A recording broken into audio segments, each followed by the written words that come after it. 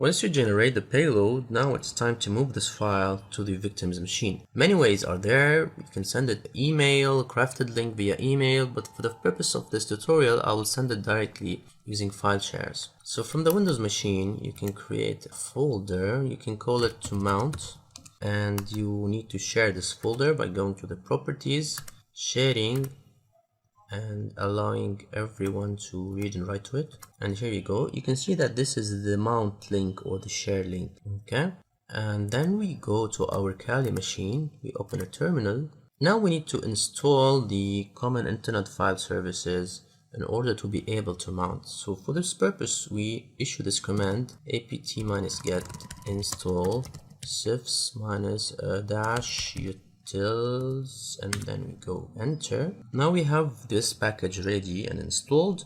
We can issue this command in order to mount the file. So mount.cifs, and then we enter the path of the machine, of the target machine. So actually this is the path of the target folder on our machine. So we want to mount this folder to a folder which is found on the desktop. Let's create it here. And let's name it WinMount. Okay, so this folder exists on the desktop. So this is the path, the top, and then it's called WinMount. Now we use the O parameter to specify the user on the Windows machine. It's IE user, and then we hit enter.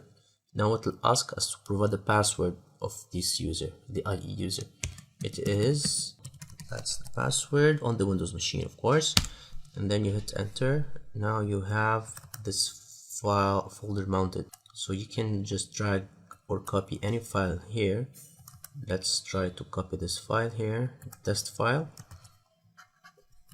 copy it to this folder here, and then we go to our Windows machine, open this to mount, and you'll see that this has been copied. Now you do the same with the payload, just copy it here and double click on it on the Windows machine and it will be invoked.